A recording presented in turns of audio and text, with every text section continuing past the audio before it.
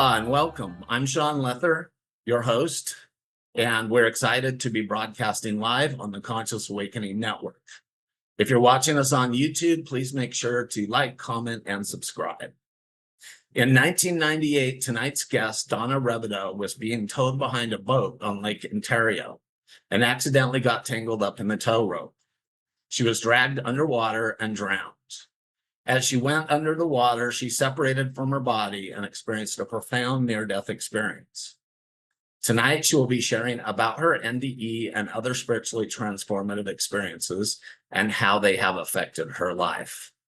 Donna is a mystic, near-death experiencer, sports medicine acupuncturist, host of Exploring Consciousness podcast, and the author of Wednesdays with Sadie, the Miracle Dog, chronicling her partnership with Sadie, a career-changed guide dog who became a pet therapy dog, working miracles with hospitalized children.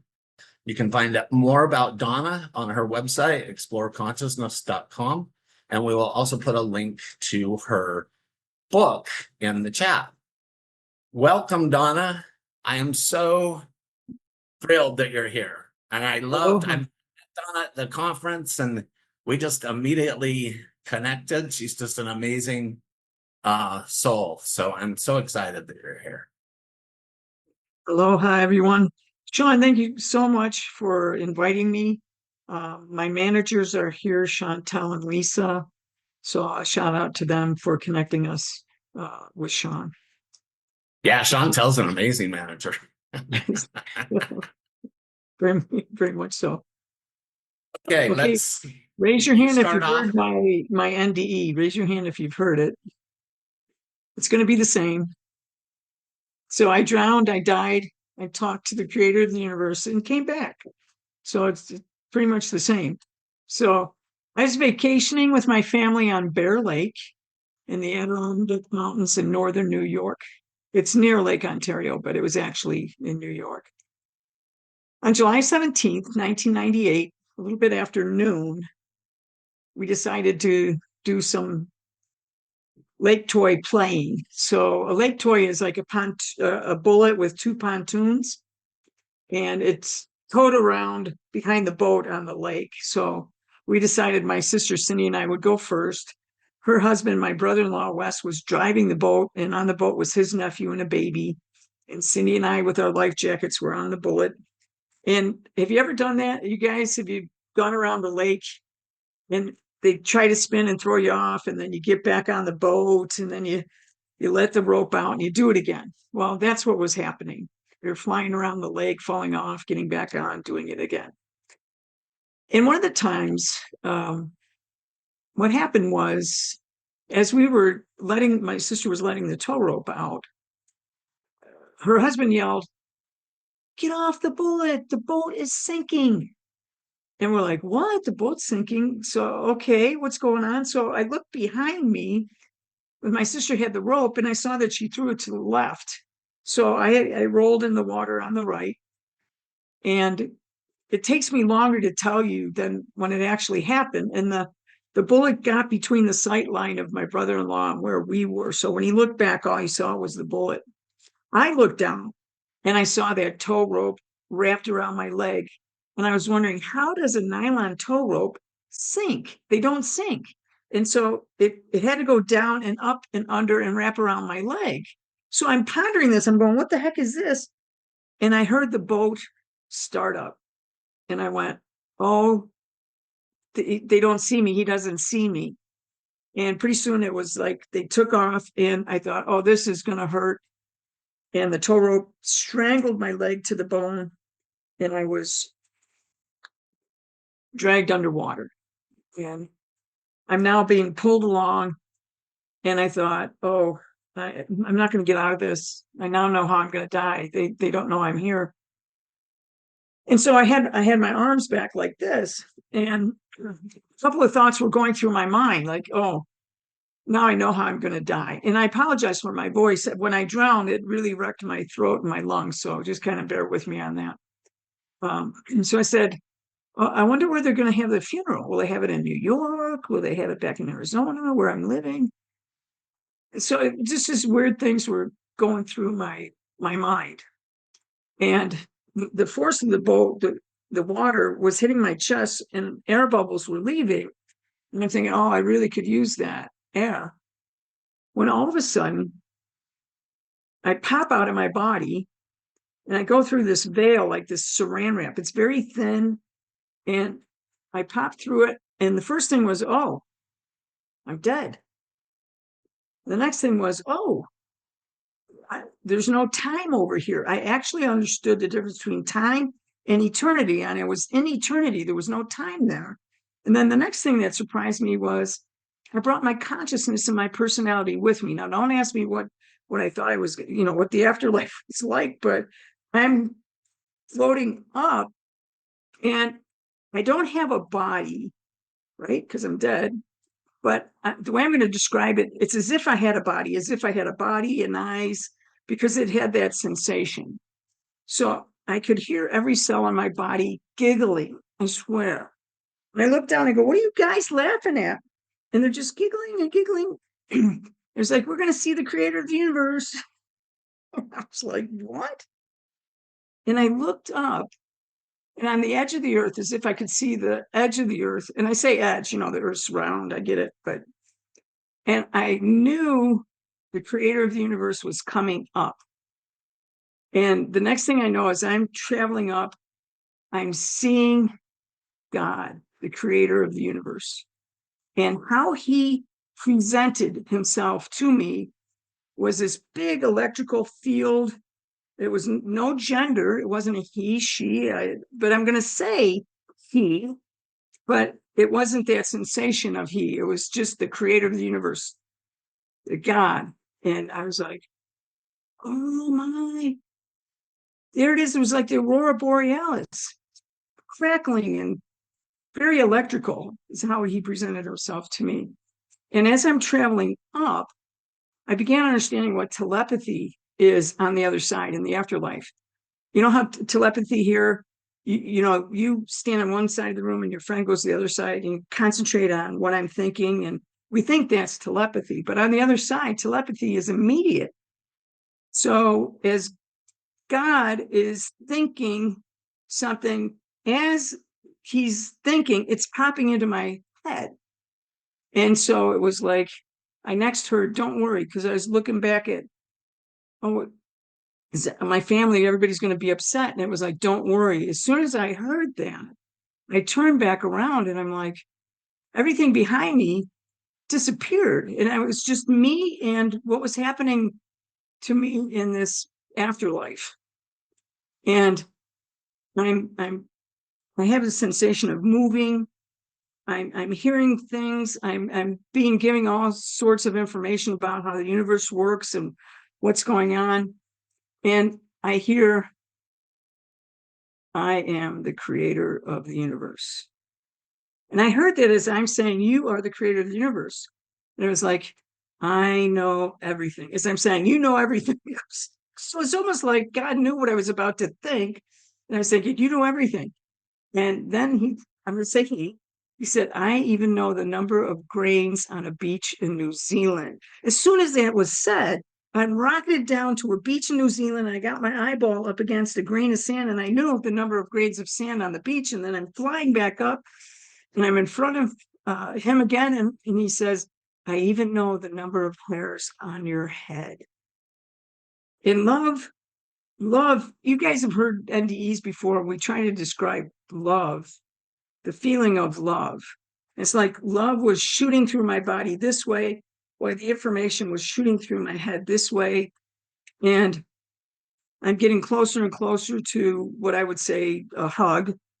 And I leaned in and I could feel that hug. And at that moment, I felt as if the only person in the universe was me and God. And the love was just like he created the universe for me. It's like it was just overwhelming love. And as this is happening, and again, there's no time, so I don't know how long. And people ask me, how long did you drown? How long were you in the water? I don't know. Somewhere between 10 seconds and probably 15 minutes. We don't know how long I was there. It doesn't really matter because I was dead. But this was all about love. And it was the most incredible thing. And I have to tell you, there are about 8 billion people on the planet. And each one of us is having a different life experience. And so it became known to me that everyone is going to have their own death experience. So I came back calling it a designer death. So this is my experience, my death, what I experienced. And if you talk to 100 NDEers, they're going to probably tell you 100 different things.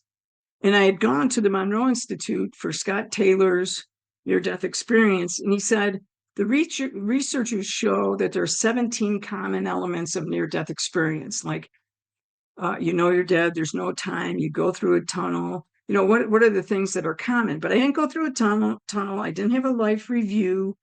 I didn't meet up with my family. It was me and God. So I'm hugging him and I hear this. So, Donna, what would you like to do here? It's kind of sat up. I wasn't sitting. And so you got to understand. So I was a teacher at the community colleges here in Arizona. And one of them was psychology. So we learned the active listening method.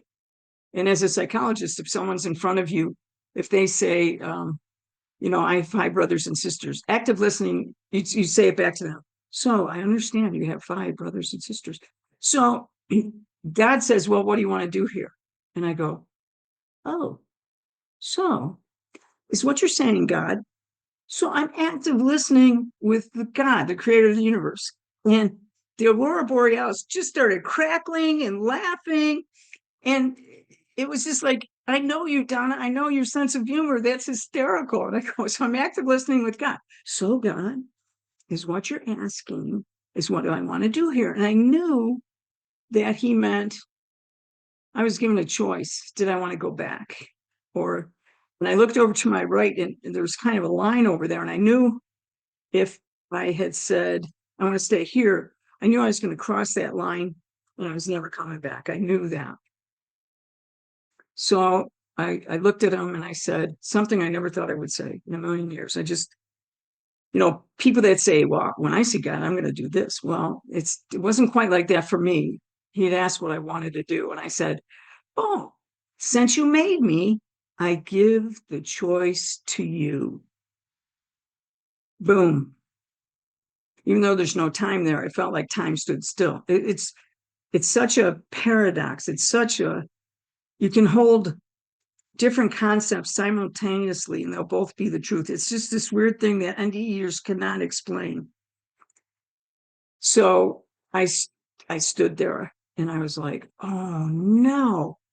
I knew immediately what that meant. I gave my choice away. Now I gotta wait. I don't know what's going to happen. And I'm going, oh, I know what choice is. I know what surrender is. And then I hear this. When you go back, you will teach everyone about the importance of choice. Choice and free will are the greatest gifts I could give a human being.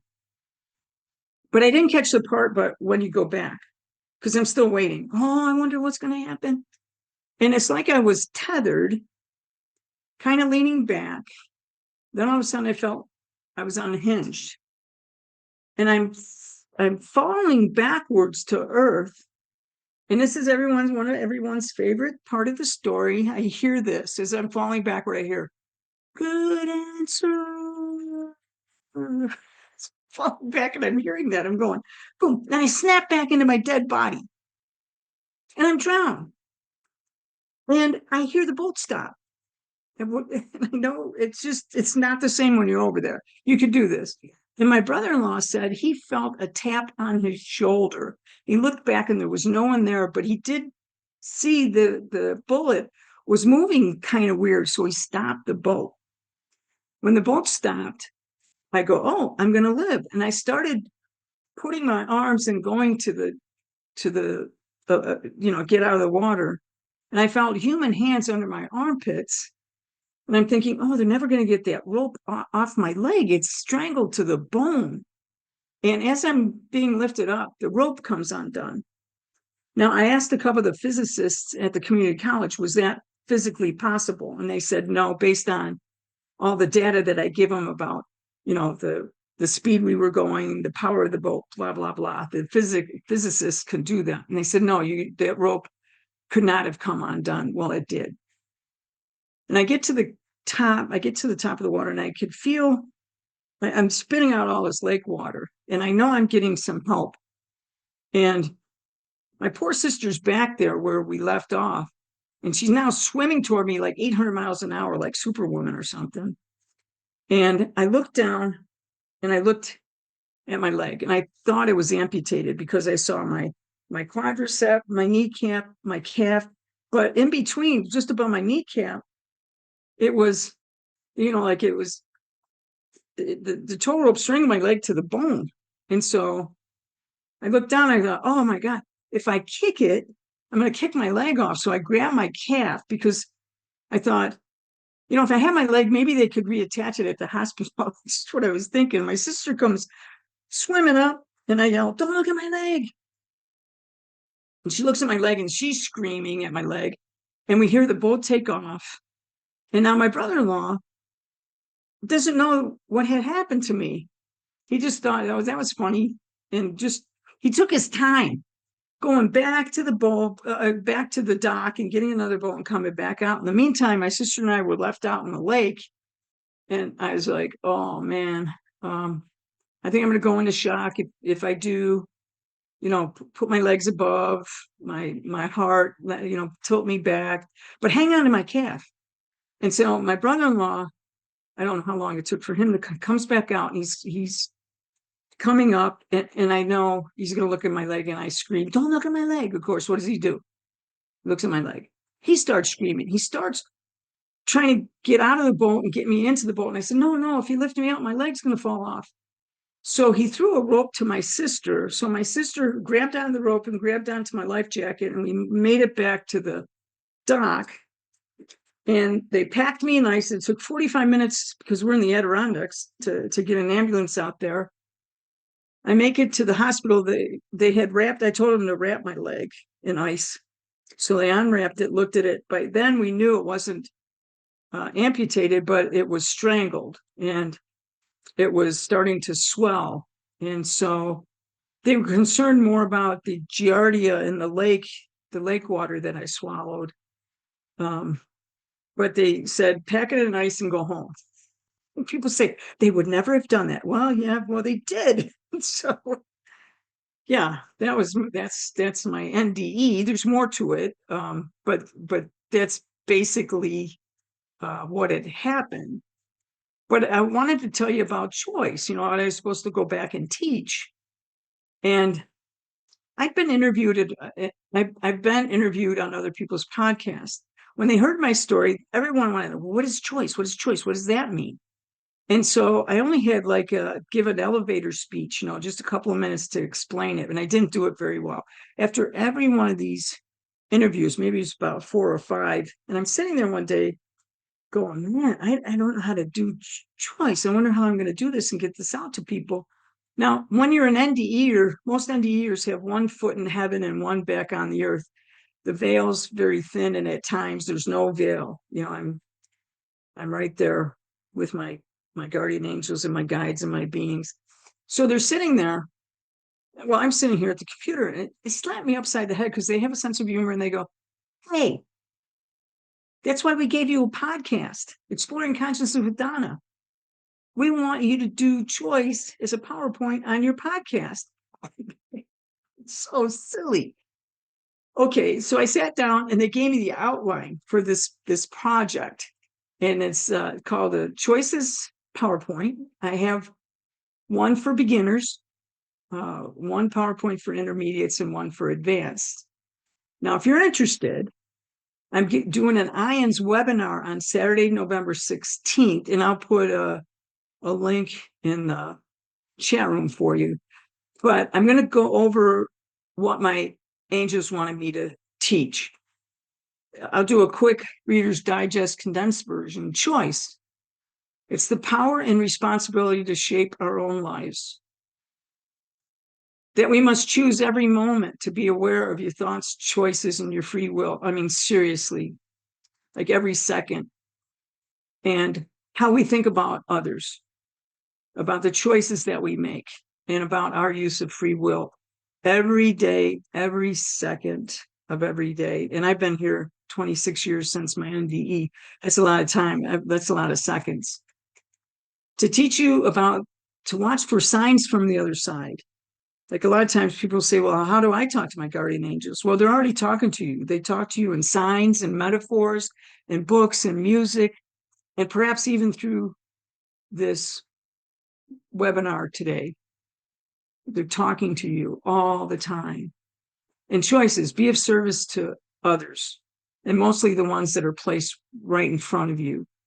So I say I'm going to say we, me and my angels, developed the Choices Project to help you understand the choices that you're making and how to make different choices through self-examination. So I don't just say, be aware of it. I'm teaching you how to do it because I'm a teacher.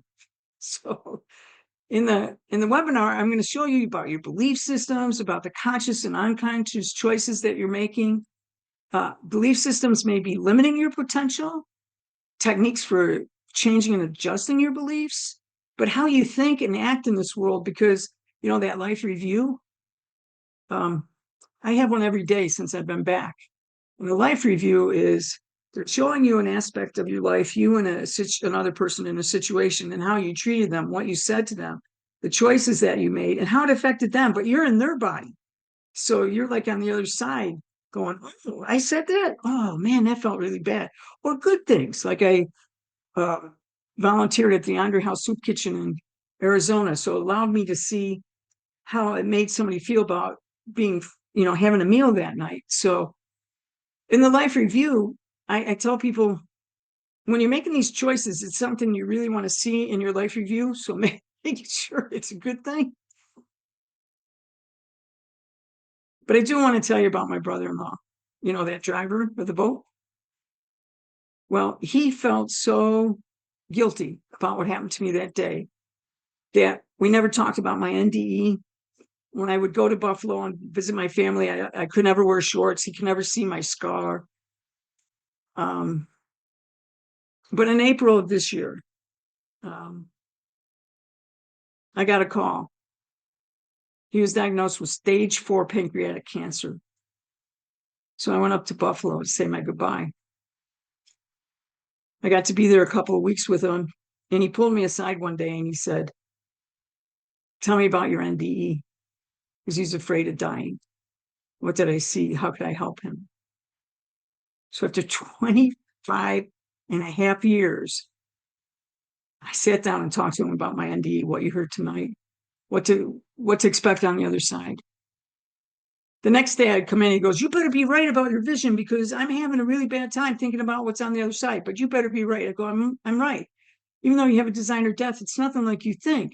It's not going to be, you know, he would tell me about the judgment and the purgatory and the hell. And I said, no, it's not like that for me. Let me tell you what I saw. I saw a loving God. The God so loved you, he's going to give you a designer death. And then I had to come back to Denver, and that night, I knew he was going to die that night. And that morning I had to leave for Denver. And I said, Wes, I got to tell you what a shared death experience is. And I explained it to him. And I said, please, can I have a shared death experience with you? And I'll show you around in the afterlife. I mean, really, really, that's what I thought I was going to show him around. And so he said, sure. So I went back to Denver. And Wes died on 12/22 on April 25th, 1 month after his diagnosis. And that night I was back in Denver at about 10:20. I woke up in this hypnagogic state, and I looked up and I saw him going through a tunnel, like in this Superman pose, yelling, hey, wait for me. He doesn't look back. He's just taking off. And I hear him say, no, you did a great job. I'm on my way. Goodbye. Yeah. Goodbye. So what am I trying to tell you? What you take to the other side is your love. It's about love.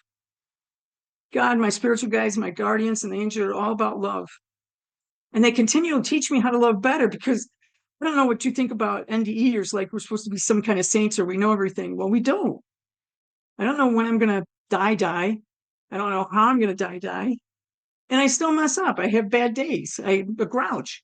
But how to forgive myself and others to start the healing process. What my NDE has done is allowed me to share my afterlife experience with those facing death, afraid to die, and who might have questions about dying. So all I know is this. I know about other dimensions. I know about the afterlife. Pay attention every moment. Be of service, and please love at all costs. Thank you. I'm going to open it up for questions and answers. Yeah, if you guys would like to put any of your questions for Donna in the chat, and then we will ask her. But I have several already. So first of all, you drowned. How were you resuscitated? Like, they've been drugging you under the water. Did anybody resuscitate you? No, there were some physical things that happened that day. Like, how did water get on the boat? That boat had a screw on the bottom that they torque wrenched. By No a little water plug at the back, right? Yeah. No water gets on that boat, and it did. The nylon rope stays on the top of water, doesn't sink. It came undone. I spit out water, and all of a sudden I could breathe. I'm like, it's miraculous. Miraculous means the physical laws on this planet are suspended. So I can't tell you. I mean, when I said I give the choice to you, it's like, okay, boom. You're going to have all the, talk about A Course in Miracles. It's a life of miracles. Right. So no one resuscitated me. I didn't have mouth to mouth. I just spit out gallons and gallons of water. Wow. So about choices, did you experience pre-birth planning? Do you believe in that? How do pre-birth plans and choices come together? What'd you say? Chantel's favorite question. This is my point of view from what I saw. My knowledge, it is this. Yes, pre-birth planning, yet we're still allowed free will.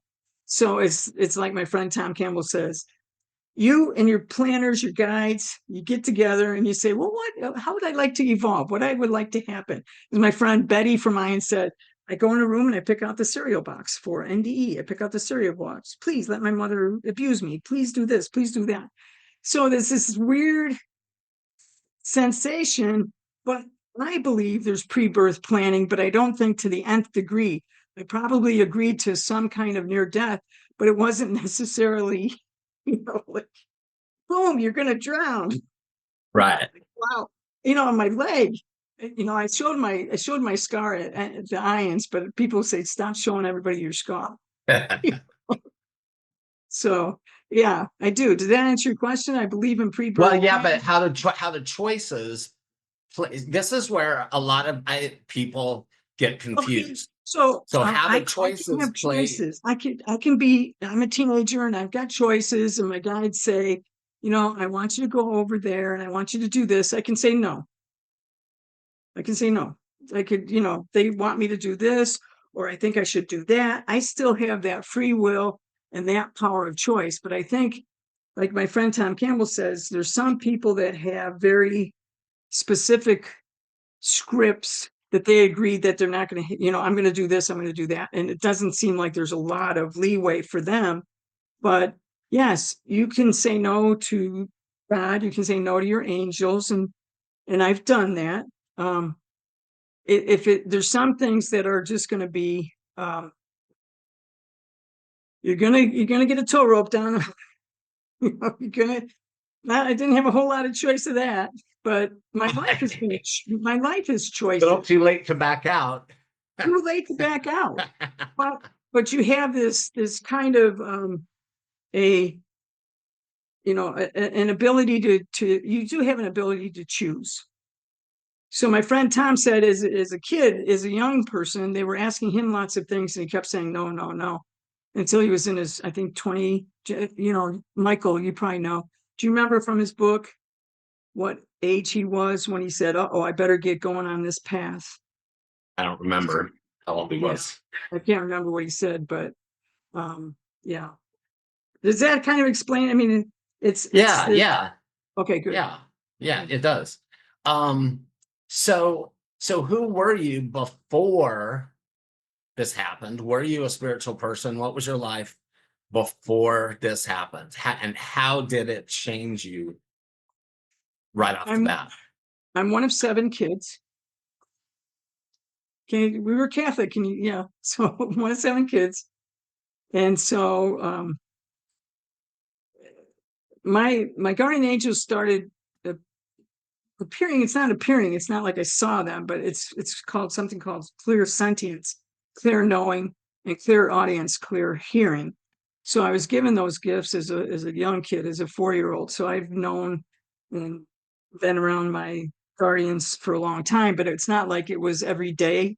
Like, okay, Donna, we're going to give you this choice today when you go to school. It wasn't like that, but it was, they saved my life one night when my brother tried to come in the room to kill me.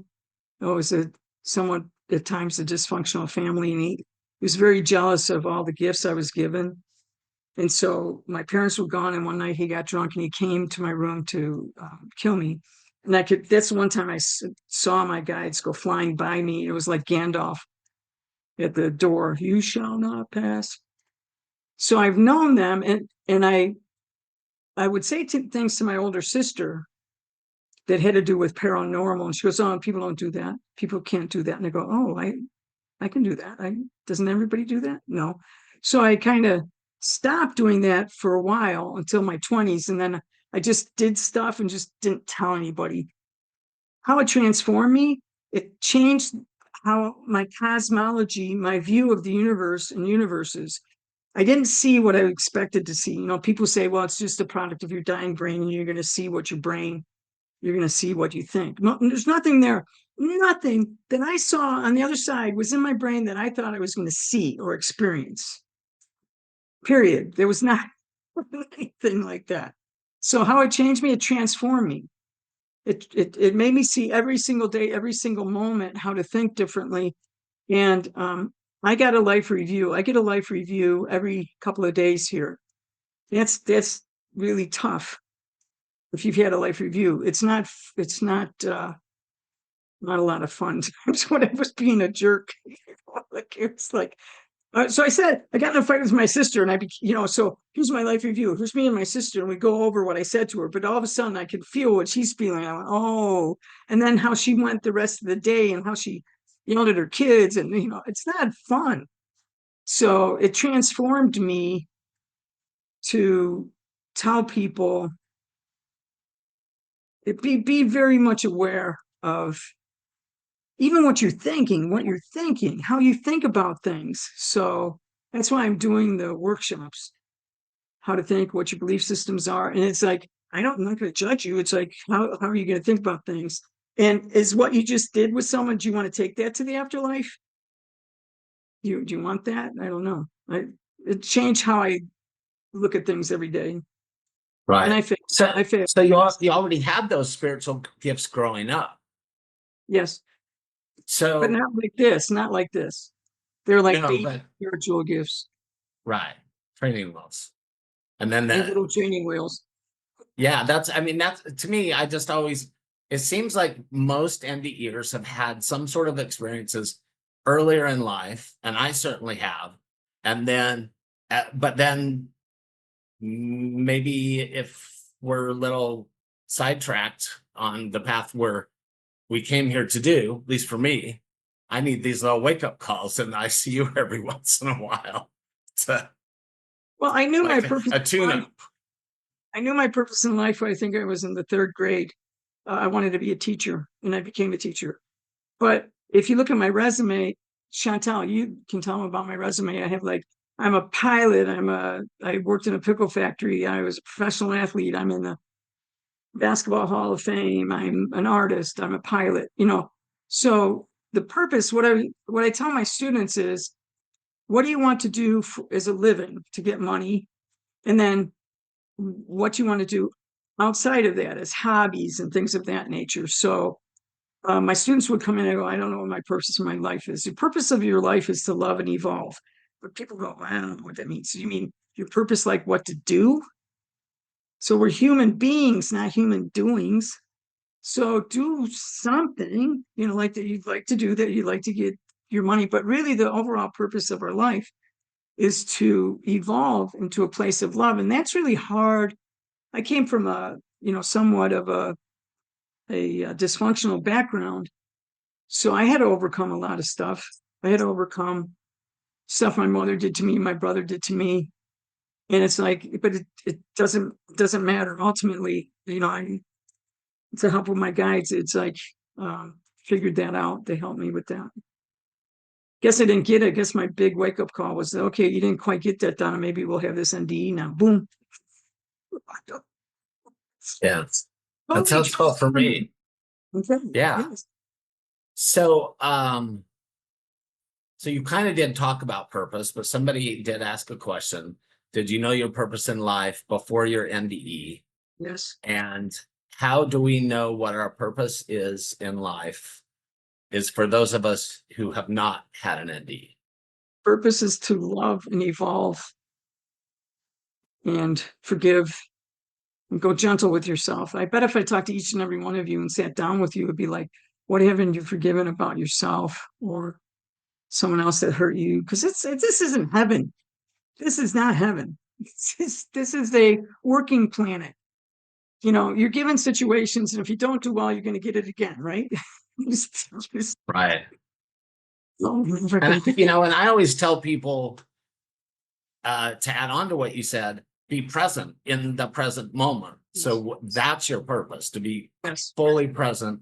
Because, for me, and I think many NDEers, like we come back and we feel like we have this purpose, but we don't know what it is or whatever. And that's what I learned is just be present and then follow the breadcrumbs. It's like, okay, whatever I'm guided to do now, do that.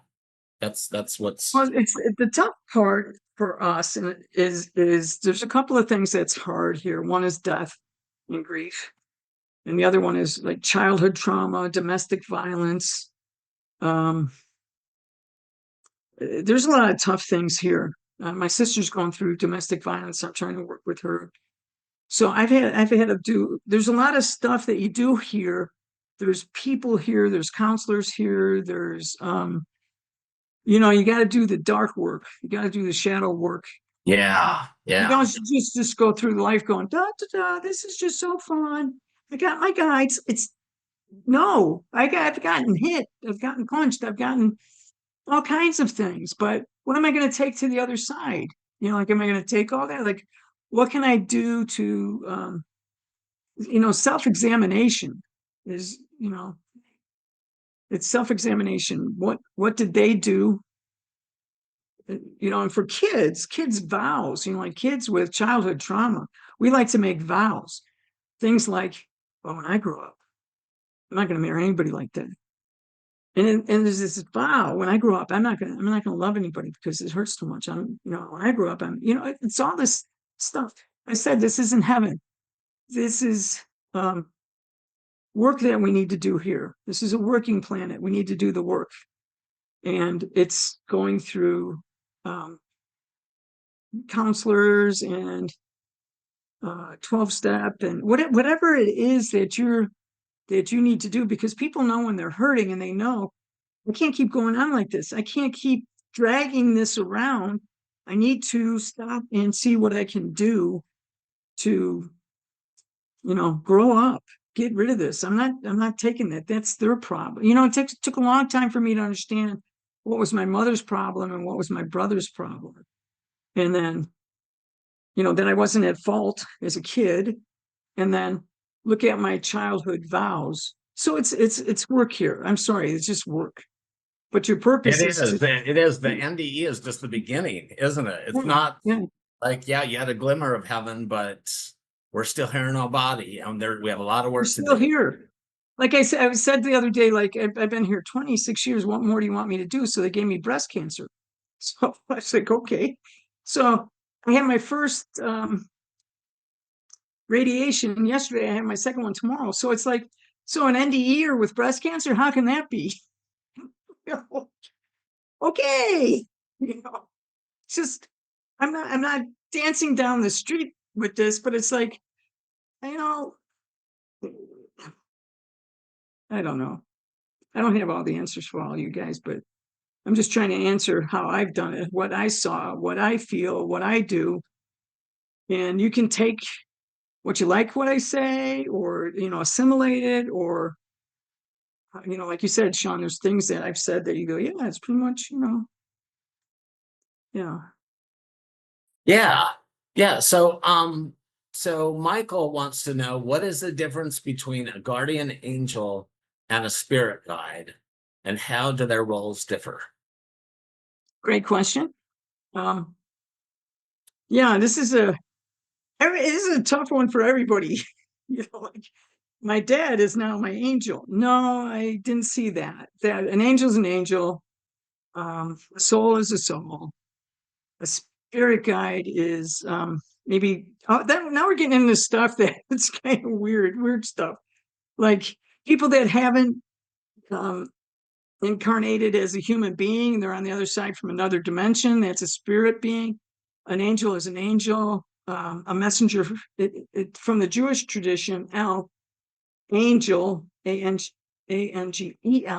Michael ends in El. All the angels end in El, and El means messengers. So they tend to be messengers or guides. So guardian angels, guides. Spirit beings are, like I said, I have a couple of spirit beings that have not incarnated on Earth and help me out. Different than the species of an angel. Now we're going to get into deep philosophy and wow, how do their roles different? Guides, my guardian angels. I have two major ones. One that's with me all the time, protecting me, trying to help me, and then I have another one I send out all the time, and they have subgroups. So I get together. So I don't live my life maybe like a lot of people. Before I have my little book and before I go to bed, and I'm going, okay, you guys, and we gather up. It's like, okay, tomorrow, this person that I really like is going to go to the doctor. I want you guys to surround the room where they're going to be, and I want you to tell the doctor's guardian angels, I would like you to tell them this, like do a good job or whatever. So I send them out doing stuff all the time. Whereas a spirit guide is like I have spirit guides for healing. I see that a lot. So if you guys ask for to be on my healing list, I gather up people that have departed from Earth, like Edgar Casey, Solanus Casey, all kinds of healing people. And we gather up on the other side, and I bring you up there, and we work on your different levels, your etheric level, all your levels for healing. So those spirit guides are there for healing. You don't have to believe a word that I'm saying. This is how I do it. These are the people I'm working with. These are the spirit guides. These are the angels. Take what you like. Yeah, and at the end of the day, it's like doesn't matter what you call them. It's just labels. They're just symbols. Yeah. I mean, my mom, I always I've seen her, and other people have seen her. She's kind of like a coach when I've had the physical problems. And so she'll be up there and she's like with her whistle and like, you come over here, you come over here, and using all these different healers. And so yes, in many ways I call her my coach. Absolutely. Yeah. Yeah. Yeah. Um, so Richard wants to know when healing others, is permission from that person required? In my world, yes. Yeah, Absolutely. I think it always is. Yeah. Um, Nancy would like to know, have you had any more communication with your brother-in-law since he passed? Okay, guys, listen. When people first pass, there's lots to do. There's meetings there's reports to give, there's meetings. When they first go over, it's very rare that you get to talk to him right away. So no, I know he's busy. No, we haven't, but we can feel him getting closer is the best way I can say. But no, Did he have guilt? Did he have guilt for what happened? Did he yeah. need you to say you forgive him? Did he I ask for did. that? I did before he died. We talked and Good. started saying, I hurt you that day, and I go, you need to stop right now. For 25 years, I've been working. I was a chaplain at Phoenix Baptist Hospital, and everybody wanted to know when I would go in the room, are you the one that died? Can you tell me about death? I don't. How many dying people that I've told about death? So it's like, yeah, there's things that you can say to people here. And I really emphasize designer death, but I also emphasize love, love, love, love, love. You can't believe the love. It's just overwhelming. You're not going to believe it. You're going to be shocked. But they're busy. If you want to read a good book, Natalie Sudman's An Application of Impossible Things. Let me type that in there. Natalie Sudman. Her near death, she was on my podcast. And she talked about the meeting she had to go to. She got blown up in a rock. Okay, there she is, An Application of Impossible Things. That's a great near death. Talking about the amount of reports. And she went to a healing station too, because she got blown up. So, and she got to be put together because there's no time over there. So she got to be in the healing space with her angels. And then she came back down, was talking to her major guardian angel and a trainee. And I didn't even know there were trainees. I also didn't know dogs were over there. My dog was over there. I was like, oh my God, this is like great. So she had to give a lot of reports, came back, and the three of them were deciding what injury she would have. So she's an artist without an eye, and I'm an athlete I have my leg, but I say without a leg, the use of my leg. We make a good NDE pair. Uh, wow. So yeah, so she was in the infirmary on the other side, basically. Yeah, she went to the infirmary. She had a theater. She had to give a report. Yeah. She had to go to the infirmary, and then when she came back, she had another choices about with her guides. Well, what do you want? What injuries do you want to go back with? So if you read that book, you find out about how that happened. But it's very busy over there. It's not like lots of things to do. Have you seen the movie Astral City? No. So Astral City, if you guys also haven't seen it, he's by a Brazilian spiritist. And it's basically, and he's had an NDE. And so it's all about this and what happens in the stages. But then there's a giant infirmary like you're describing that your friend. Yeah. Natalie went to the infirmary. I take people to the infirmary. So on the healing list, there's a couple of things. One, it's only for you, or if you give me, I have permission from, like you say, I want to pray for my brother-in-law. Do I have your permission? If you lie to me and say, yeah, I have his permission, then oops, I don't want to be on that life review. So it's like, okay, are you sure? So I take you guys up to the infirmary and we work on you. Doesn't mean that you're all healed. The greatest healing, my friend said, the greatest healing is going on the other side. The link for my healing, if you go to my website, exploreconsciousness.com, I think I have an email there. And you email me and you just say your name, your email, what you want. And then here's what I require of you. Like my students, I meet you halfway. This isn't a freebie. This is a working planet. I require you to get back to me once every couple of months with a progress. And most people don't. So that first month, me and my guides will be doing the healing. But if you don't get back to me, then I don't know where you go on the list. I don't know. My angels take care of that. They're like, well, you got to do your part. But I have some people that have been with me for years, and they keep saying, oh, this happened, that happened. That was great. And I don't do the healing, by the way, people. I'm a good asker. I like to ask well. I ask well on the other side, but the healing's done through the creator of the universe, the great Aurora Borealis, God, the creator of all things. So what was God? He wasn't a man. He wasn't a woman. No. Was he light? Was it It was light? Aurora. The only thing I can tell you is, we can't, there's no words on the 3D side for what we saw and experienced on the 5D side. He presented to me as like this big energy field, like the Aurora Borealis, with a personality. Like when he loved me, he hugged me. When he laughed across the whole multiverse. That's how he presented to me. And he could have presented to me any way he felt like, but it was not in gender. It was just, oh, your ways are so high above our ways. Your mind is so, we can't even conceive of, and I don't know why he showed me as a Aurora Borealis, but that's what he did. That's how and when I go to the other side, that's how he presents still, when we have conversations. So what are the main takeaways from your experience, would you say? Love, choice, be aware, present moment. What are you doing? What are you doing? If I was in front of you, I'm going, what are you doing?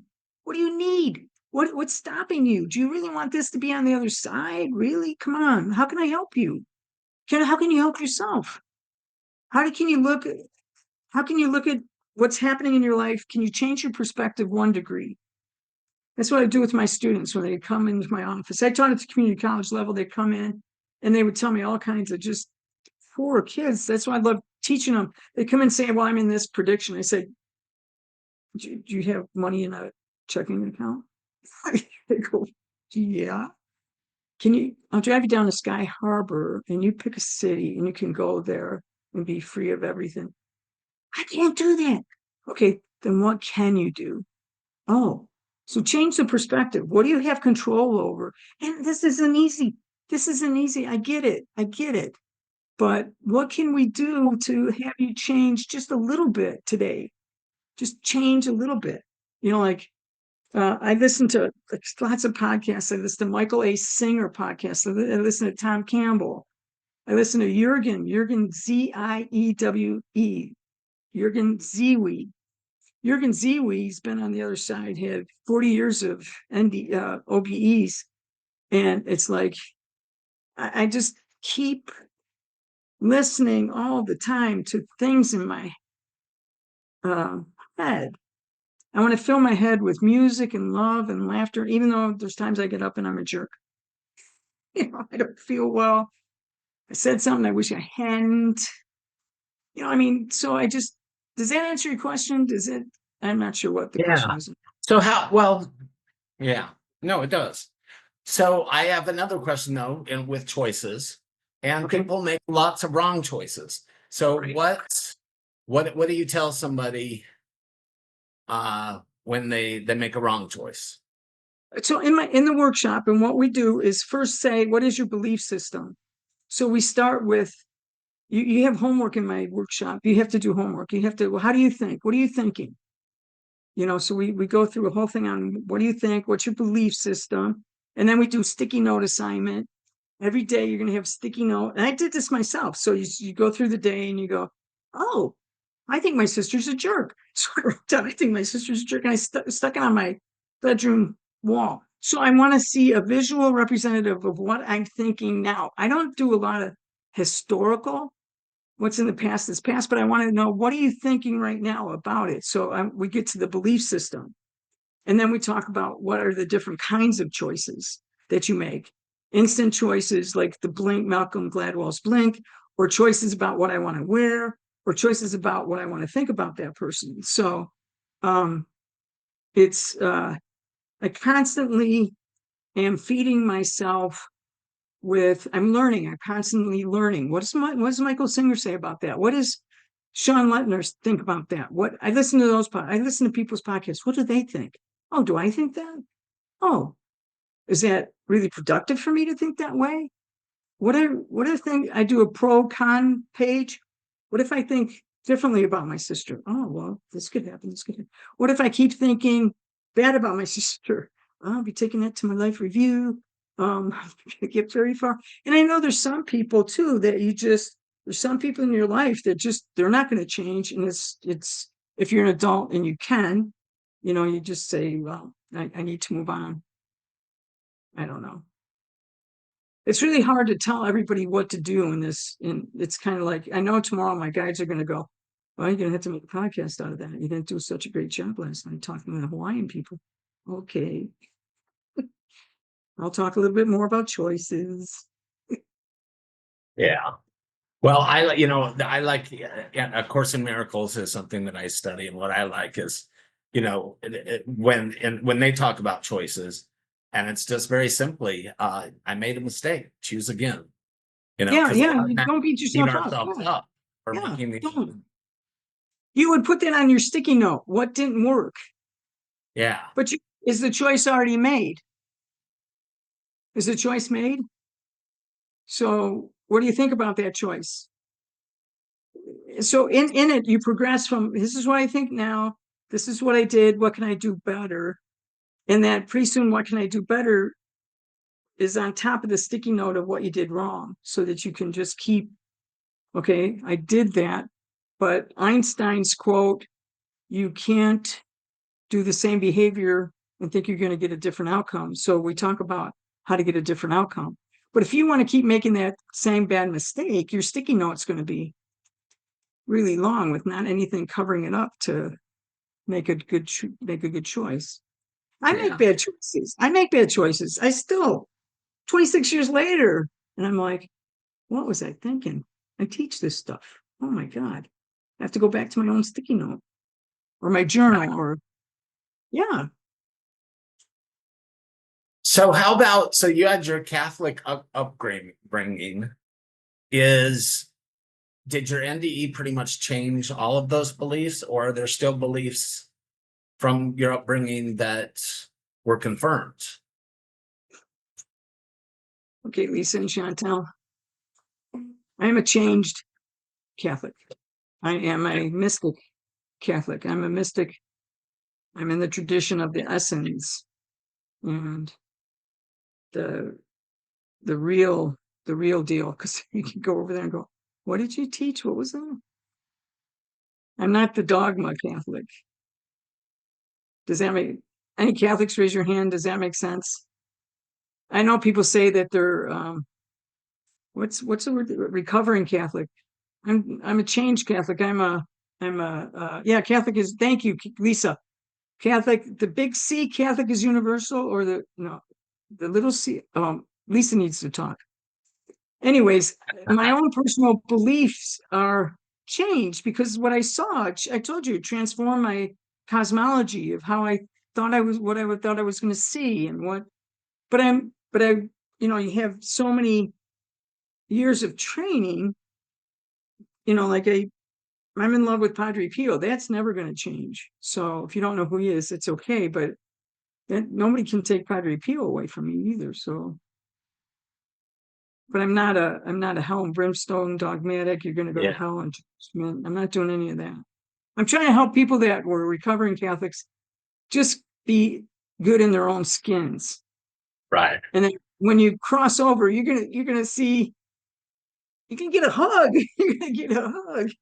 You're not gonna get a list of, on this day you did that. No, I didn't get any of that. So I don't know. No, I don't see that. I don't believe that. It's my belief system. Well, like I may have told you, I'm not Catholic. I was raised Mormon, but the first person that I saw in my last NDE was Saint Teresa of Avila. I didn't even know who she was. She's a Catholic. She's a Spanish mystic. Yeah, she's amazing. I actually have past lives with her. We had an agreement that she was going to be there to walk me to the other side. Yeah. And yeah, so it's just funny because, when you look at beliefs, I didn't have What's that. Your belief system? What's your belief system? I didn't know anything about her. Yeah. I know a lot more now. It's pretty cool. But so Why didn't I see Padre Pio? Why didn't I see Padre Pio? He knows how much I love him. He's like, no, no, you're going to have this experience and go back and tell him this, because I'm undercover Catholic. So I usually don't say I'm Catholic because I want people to, just listen, because love is universal. Love is universal. It doesn't have a faith. Okay. Yeah. I don't want to preach. I'm just trying No, to. you're doing great. You're not preaching. Okay. Okay, good. So who else has some questions for Donna? She's got a lot of great answers. So keep Come your on, you questions. guys. Come on, come on. What's ticking you off? What's making you happy? Anything that was said there that you go, oh, thank God, I'm good. You know what Nobody's asking you to predict who's going to win tonight. you go. No, there's certain things I transcend. There was no, let's not do that. So David Michaels wants to know how he can feel lighter. Define lighter? What does that mean? I'm a teacher. Define lighter. What do you mean? Michael? David, Michael? I think he means just like heavy, all the crap. How can he raise his vibrations? Letting go of emotional weight and heaviness, because David, like you, like me, like many of us, we have trauma that sometimes can get really heavy. Yes. Again, I do things, I do everything. Listen to music, read books, go to counseling, work on it, chip away at it, letting go emotional weight, heaviness. I just don't, I think, David, I don't know, I'd have to talk to you one-on-one. I'm better one-on-one than the overall generic. How can you I can say stupid things like, oh, just let go. Well, no, you don't just let go. Why, I'd like to delve into what's your belief system? What are you thinking? That's why the course on choices was getting at your thinking. So emotional weight and heaviness can be a thinking thing, could be a belief thing. And so we need to get at that. So how do you let go is, okay, look, Arthur Ashe, one of my favorite tennis players in the whole world, had a heart condition. He was a smoker. And most psychologists says, well, you need 30 days to bank a habit. Well, you don't. Is that what you believe? It's going to take 30 days? Here's what he said. He went into the doctor and said, if you keep smoking, you're going to die. How soon? Pretty soon. You're going to die pretty soon. The next day, he stopped smoking. One day. So how you think about it, what's your belief system about it? And it does take some time. That's just a case of someone that was facing death. But I would say to you, David, what's your thinking and beliefs about that? How do you make your soul shine brighter? So here's what I did the other day. Someone told me about, oh no, I'm going to tell you, my guardian angel said, look up green door. Oh, green door. I was 4 years old and my mother liked the honky tonk piano. So there was now we're talking like, I'm old, you guys, I'm old. Okay. So in the 1950s, there was a song called The Green Door. And I looked it up and I put it in my playlist. It's just this really stupid song, honky tonk about a green door. But I remember being 4 years old and dancing. So what I do now is I dance to make myself lighter and brighter. I play music. Music's really important to me. Laughing. So you can go on YouTube and find all these 60s sitcoms, Lucy Ball, like her eating the chocolate off the line. And so I try to laugh. So laughter, music, doing things for other people. So I'd have my students go to the Andre House and Crisis Nursery, and I'd go with them to get your mind off yourself sometimes. So those are all things that you can be doing, but it's, even though I said you're not a human doing, you're a human being.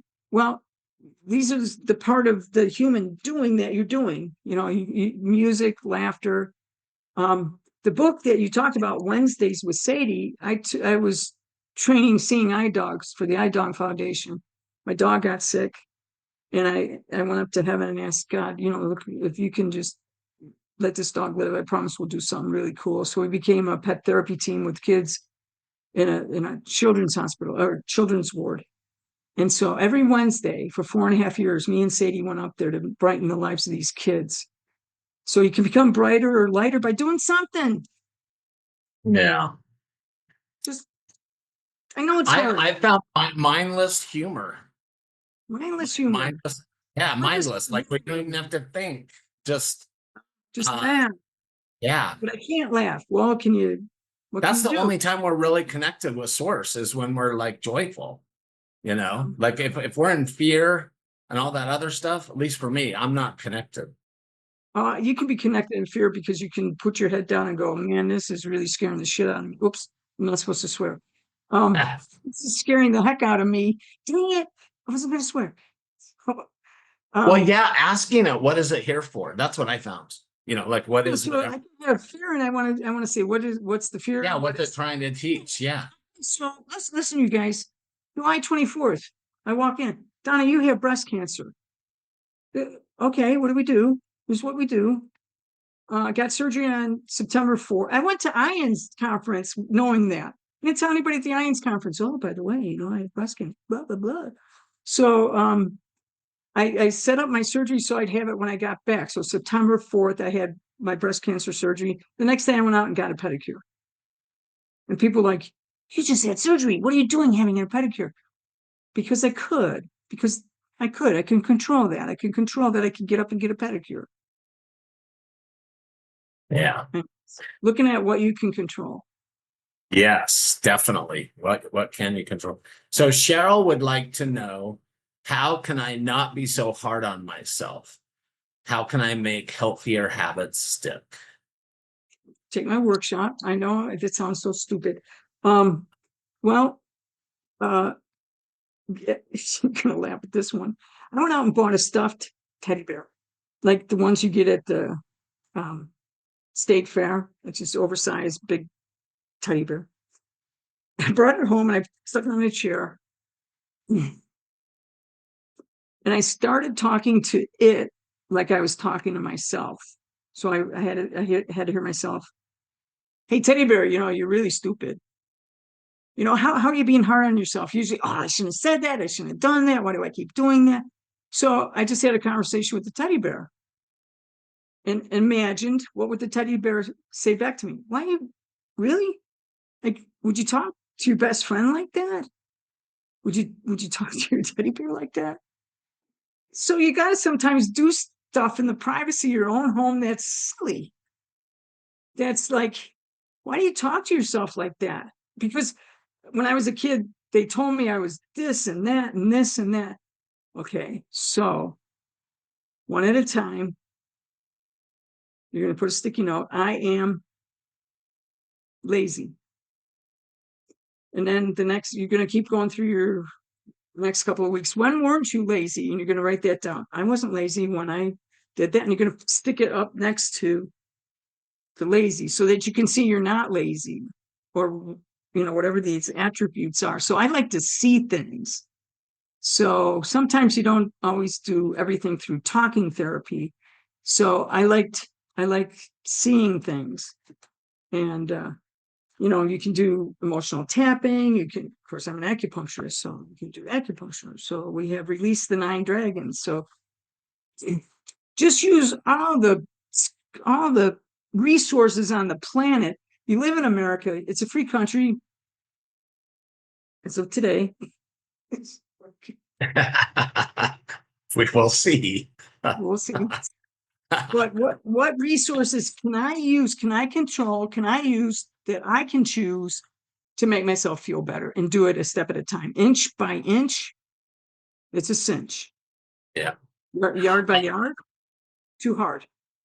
Also, Cheryl, get a little picture of yourself when you were 5 years old and put that there too. Because most of us, it's our 5-year-old child that is still suffering those wounds. So if you can comfort that 5-year-old child, it's a lot easier to have compassion and love for ourselves when we were 5 maybe than now. That's helped me a lot, actually. Use what you need to use to get control, power in your life. Gain the power back. Realize where you are. Hey, why did they take my power? Why did my brother try to kill me? How can I get that power back? So I became an athlete to get my power back. So Audra would like to know, how can we recognize messages from our guides and angels? They talk in metaphors and symbols. It's very rare, even if you talk to a psychic or a medium, that they're, that night they go, "Hey, Donna, this is your angel, and this is what I want you to do." It's usually going to be in symbols and signs, and to be aware in the present moment, like things that are like, I get it with, I don't know if you guys turn on the radio, but I'll turn on. There's a radio in the car. You can turn it on and get stations. And I'll go, man, I need something right now. What can I do? So, you said, how can you recognize messages?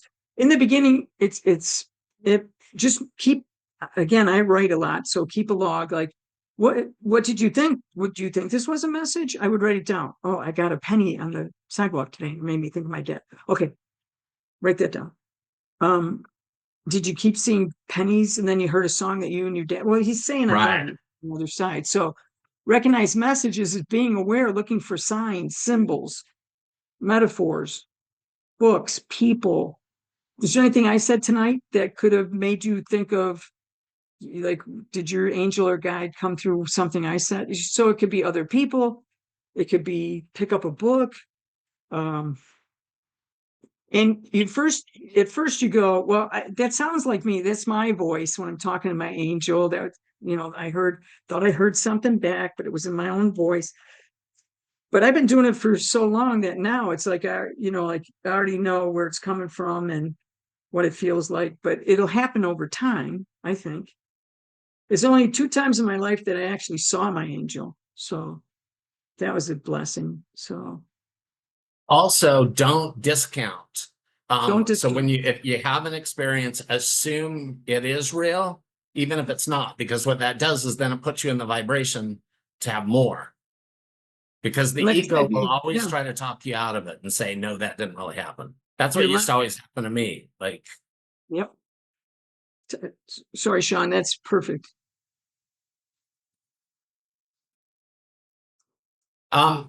Sylvia, you have your hand up. Was there something you wanted to ask? Or is your hand just up?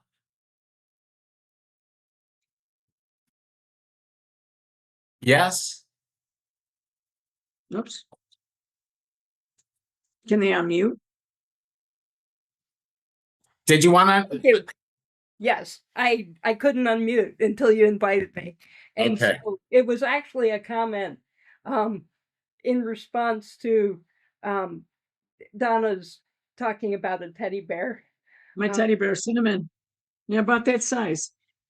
And this is Mavian, and she's part of a hug of teddy bears who are surrogates for me to hug. Absolutely. And they've helped a lot in recovering from infancy trauma, which is, I'm so sorry, man. of course, pre-verbal, so the words don't really help that much.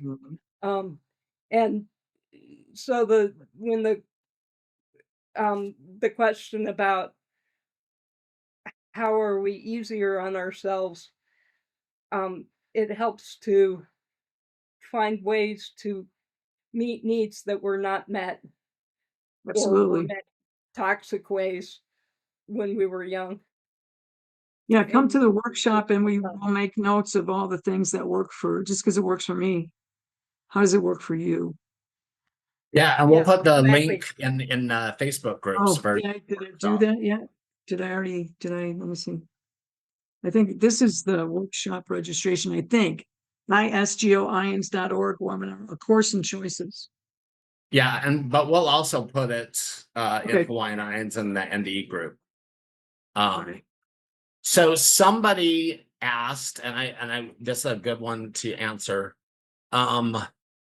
which I actually have some thoughts on too. What do you think about indecision when it comes to choices? Overthinking choices and getting stuck in indecision, gaining more clarity about making choices. I'll just say, and then you can answer that that's actually a trauma response that I'm just learning more about because I do that. I'm a big procrastinator, which I never realized that's a trauma response. So what do you have to share about that? Yeah, it definitely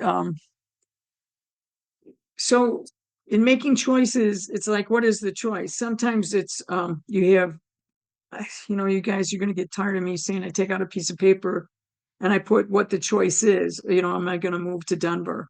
So is there another choice?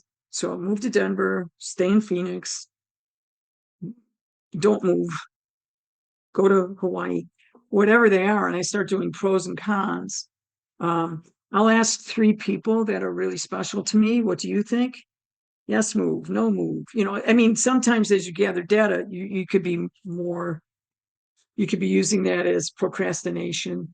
But there's something called analysis paralysis. You can get so stuck in the minutia, and that's a trigger for, do I really want to really make this choice? I had to make a choice about doing radiation or not. So I gathered all the information that I could. I couldn't decide. It was an indecision. Should I or should I not? So I did all this research. And then I called my sister who had breast cancer. She said, well, how many radiation treatments? 5. And she said, okay, Donna, I had 25. You're only having 5. If you don't make this choice, then don't call me again. She was just being smart about it, but it's an example of doing all the research. And the research means I can look it up online. I could ask friends. But you guys, when you make a choice, you're making the choice in the present moment now with the best information that you can get. You don't have foresight. You don't, in the future, you don't have hindsight. So you're going to make the best choice that you can. And if you're finding that I would try to uncover your indecision. What is the indecision about? Did you do your pro con list? If you want to wait, sometimes I tell people wait to worry. Like you're worrying about something right now. I don't know. Can you make that choice? And now is it a choice you can make in 2 weeks? So choices there's lots that go into it. That's why I had to do a workshop, because it wasn't just, yes, no, maybe. It's like Sean said, is it a trauma response? Is it what's behind it sometimes? Even though I said analysis paralysis, sometimes you need some analysis. These are like general platitudes. Does it help you when I answer in that way? Because I need to know maybe what the specific choice was, but don't say it here in front of everybody. I don't think. Right? So Ken would like you to elaborate on what you meant when a person would not want to take that baggage over there. Okay. So, deal with your stuff here versus what luggage do we want to take? The only thing that's real is love, Ken. So everything else is, but what do you have to say to Ken? Ken, if you want to read a series of books by my friend Father Nathan Castle, Afterlife Interrupted, it's all about people that took baggage to the other side and got stuck. So, again, you're making choices about, I don't feel like, I don't care. This is how I am, blah, blah, blah. And I'm not saying that's you. I'm just saying, like I said, this is a working planet. I'm all about working on it, evolving, getting better, living an examined life. So do you want to take that over there? I don't think I used the word baggage. I just said, do you want to take that to your life review? And it's really how you treat other people. We should feed, help, grow more, cherish. All the things that you take with us, all that thing about growing more, cherishing, that's all love. Like he said, that can sound like, a platitude, but if you really want to, if you read Father Nathan's book, the afterlife interrupted, right, Susie? Change your life. Yeah, well, I think Yeah. Ken was there when Father Nathan gave his talk to our group. So yeah. But at the end of the day, it doesn't matter because you get to do it all again if like till you get it right. That's why the people that, and this is for me, the people Yes. that like focus on the, and overthink, making the right choice. It's like, it doesn't matter. If you mess it up, you get to do it over again. Like, but that's also trauma, like that fear of failing, I think is what it is. It's not black and white. Choices are not black and white. Like you said, I don't think anybody really wants to keep doing the bad choice over and over again. Right. Exactly. Yeah.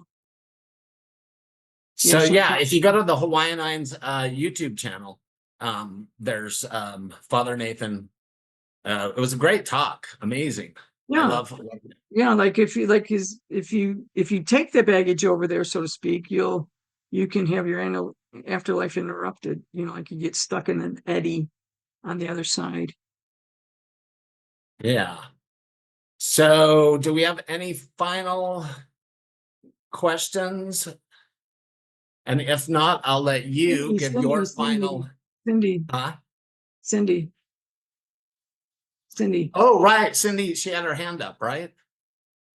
Where are you, Cindy? He's gonna unmute you.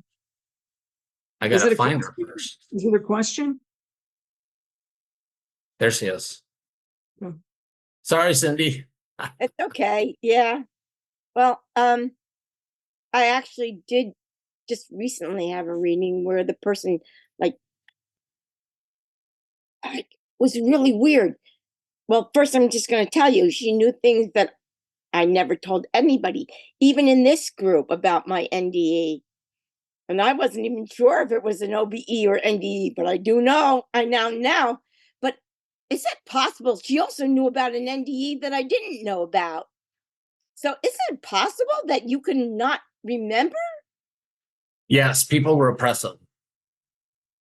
People, we had a speaker, Rochelle. She had repressed hers, and it wasn't until hanging out with me and a couple of other friends that she remembered that she had one. Yeah, because I knew they saved my life, because there's no way I could have survived. There's no way. I mean, got hit by a drunk driver. I'm lying flat on the ground. My arm got broken, which I'm now like having to go. Well, I won't even discuss, but it was a stretch limo. The guy, like, I was flat out on the ground. I don't even remember going in the ambulance. I don't remember what happened after that. And she said I was saved, and I had an NDE. And she said that Jesus saved me. And she knew that I had seen Jesus in the first NDE, which in 1982, that one I did remember.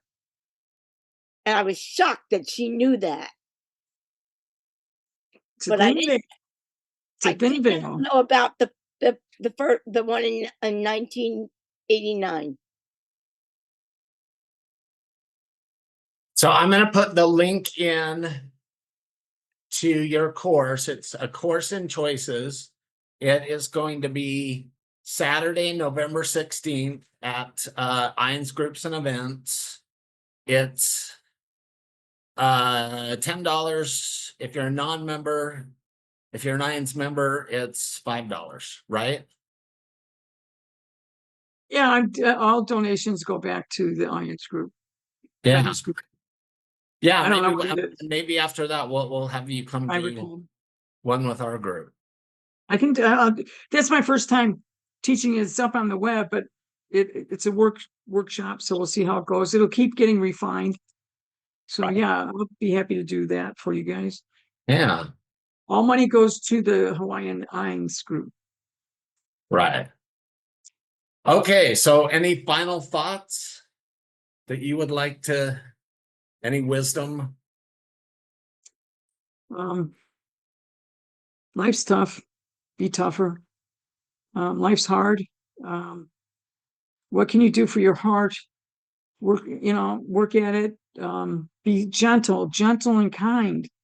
And it's tough in this. I get how tough it is. Just what can you control?